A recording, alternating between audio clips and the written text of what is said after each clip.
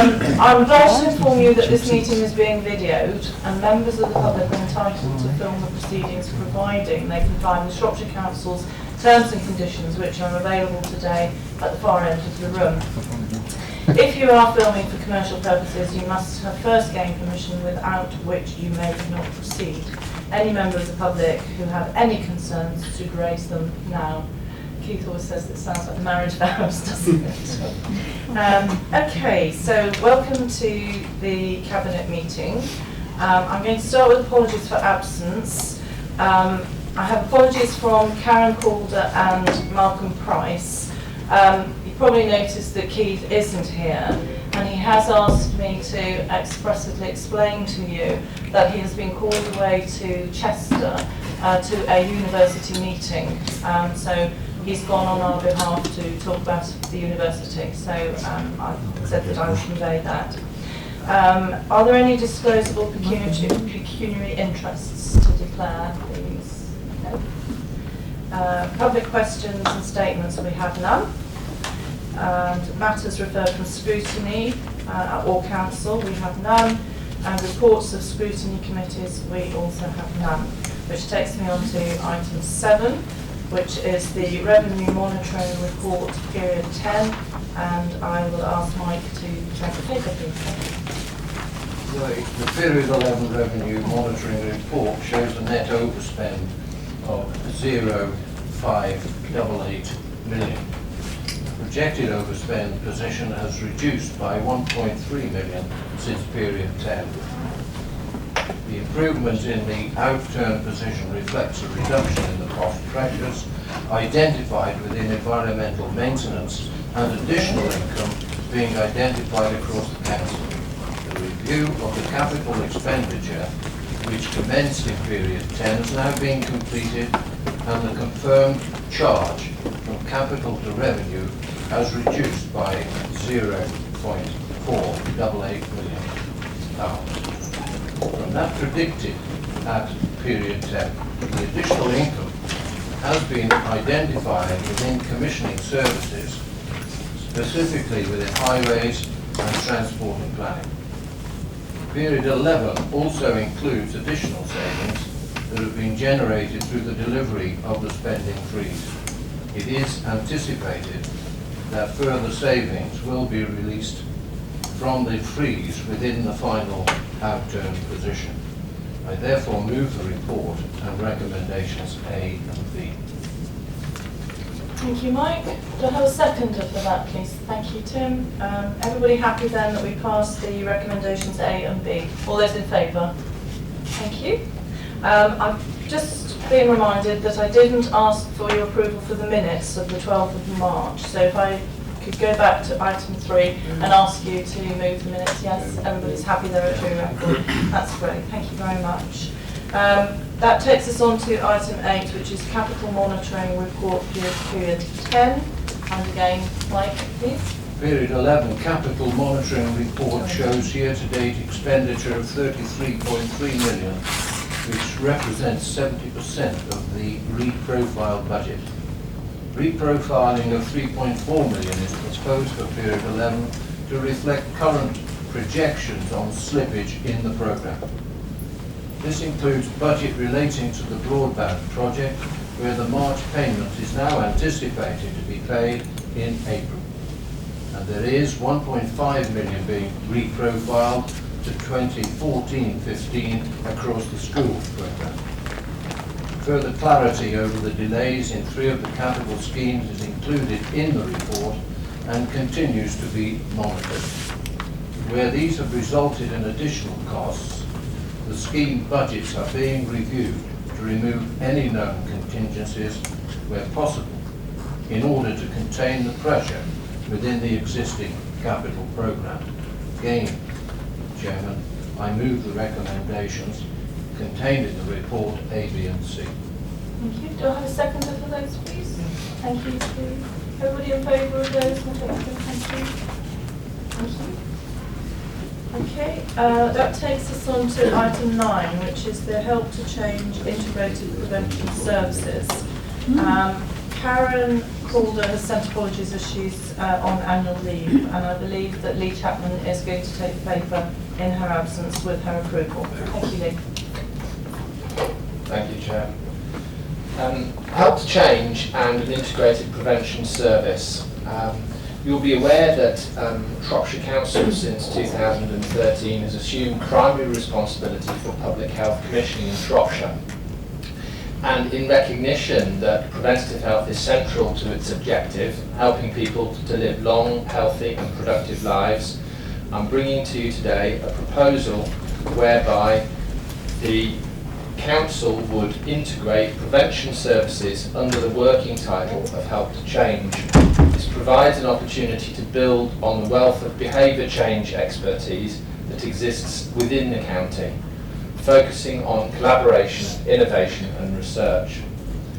Help to Change will provide health intelligence, social marketing and behavioural change support to unlock opportunities for health improvement.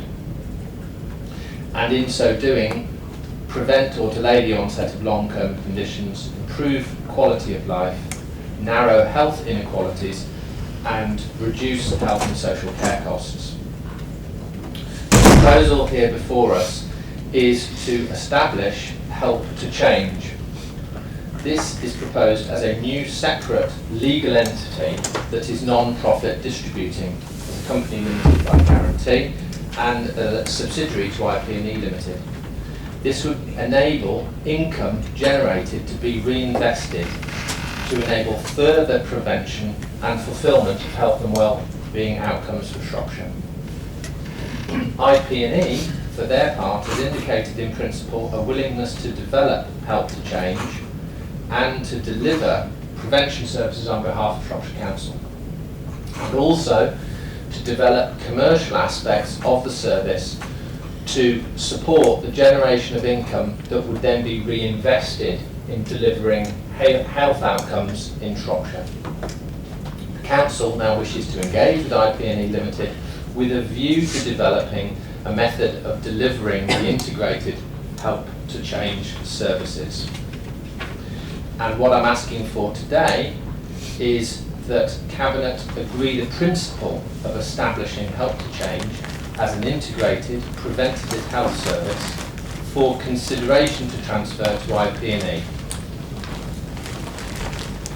And furthermore, to delegate the authority to the Director of Public Health in consultation with my colleague, Portfolio Holder for Health and the Leader of Council, to develop and agree a business plan with IP&E that establishes Help to Change as a non-profit distributing subsidiary of IP&E Limited to enable income generated to be further invested.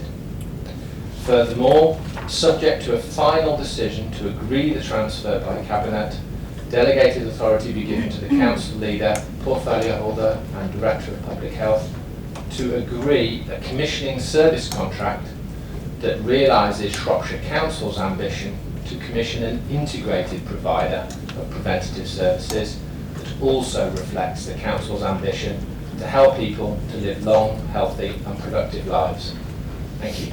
Thank you, Lee. Do I have a second of the lease proposal? Thank you, Tim. May I just say one word? Certainly. I think it's important to note that the hypothecation here of all profits back into the services will be very different to when we're talking about traditional council provided service. So this is actually significantly a better way of making sure that money is generated and reused within that area of work. That's all we say. Thank you. Can I have show of hands, please? All those in favour for the continuation? Thank you. Oh, sorry, Gerald. I just wondered, looking at the second part of that, in 2.2, to delegate authority to the Director of Public Health. Gerald, could you come to the table, please, Sorry. to the public speaking if you want to speak? Thank you. Are you speaking as scrutiny chair? Are you speaking? Yeah, scrutiny chair. Yeah. Thank you. Looking at 2.2 there, delegate authority to the Director of Public Health in consultation with the Portfolio for Health and Leader of the Council, develop and agree a business plan with IP&E that establishes Help to Change. I just wondered whether it would be possible for the scrutiny committee in their overview part of that to be involved as well. Yes, I think that's eminently sensible actually, Gerald. I'm getting nods from the director, so yeah. Yes. Alan? I'm sorry, I'm just being a bit sick at the moment. Could you tell me the relationship between 2.2 and 2.3? You are setting up or putting the service over to IP&E, and then you talk in 2.3 of a commission service with an integrated provider, or a provider will provide an integrated service. What's the relationship between IP&E and what you're doing in terms of commissioning? Let's be clear here. The vehicle Help to Change will be delivering the public health preventative agenda, and they will be commissioned by the council to do that. So the public health side of the council will commission Help to Change to deliver, and it will be that vehicle Help to Change that works on a cooperative basis with providers across Shropshire. So it's an opportunity to work closely with providers and to make sure that it's the Shropshire economy that benefits from those commissioned services. So at this point in time, is it different providers that are doing the Help to Quit, Help to Sleep, Yes. all those sort of things? Yes. Those providers will continue to operate, but will be commissioned through IP&E in future rather than directly with the council. So what's the relationship again? Yes, at the moment Shropshire Council are commissioning a provider market across a number of different contracts that deliver those different services in a somewhat fragmented way. What this will do, this will provide a more integrated, holistic view to be taken about not just how those individual contracts are delivered, but also how the commissioning process of those providers can be improved in terms of outcomes. And Shropshire Council will be, in effect, in that TECL environment, commissioning Help to Change to undertake that work. So, Can I just say, do you want to comment, Rod, on that? I can if you wish, Chair. Yeah. At the moment we've had a range of providers for things like the health checks programme, the screening programme for over 40s, for smoking cessation services, for weight management services.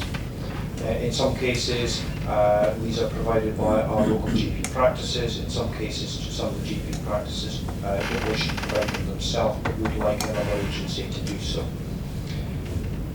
We have situations where we will have an individual who has problems with their weight, but who also smokes.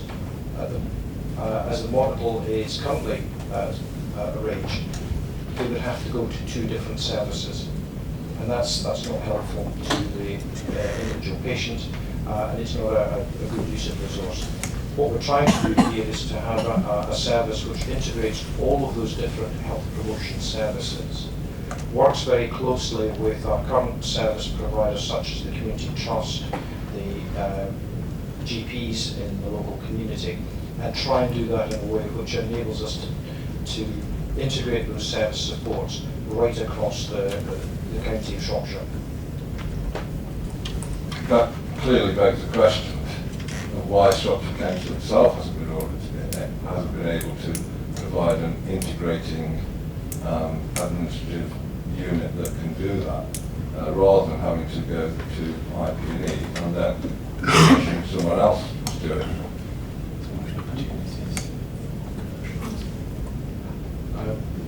Firstly, the council wanted to take over the responsibility for commissioning a range of these services from April of last year.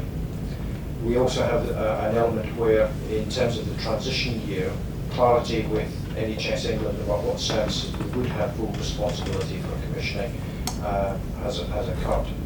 But critically also, and we've highlighted at Cabinet and at Council, the local authority gets one of the lowest public health grants in the country and the lowest in the region. And part of our interest is being able to utilise the skills that we have, because we actually have some very good services that have won national awards, regional awards for the quality of the service, and there's the potential for the service model to actually provide services outside of the local authority area. and therefore generate some extra resource which can be spent on the health and well-being of the local population. I understand that most of these services are commissioned out anyway, but this seems to move the elements of control and monitoring away from the council over to IP&E in terms of the management tool. The commissioning function staying in Shropshire Council. Yeah, no, sorry, the commissioning function is staying within Shropshire Council. This is about how the delivery of that agenda is integrated. So the commissioning role of Shropshire Council to commission that service will still be within Shropshire Council, as will the responsibility for it. Yeah. I think actually, if you've got any more questions, Alan, you could have a chat with Karen and Lee and Rod. I'm sure they'll answer the question. And it was actually presented, it went through full council in the business plan anyway, so it's not new. It's something that's being worked on a lot up till now, and we will continue to work with. So can I have everybody in favour, show of hands, please? Thank you very much. That's lovely. Thank you. Moving on to 10, we've got exclusion of press and public, please.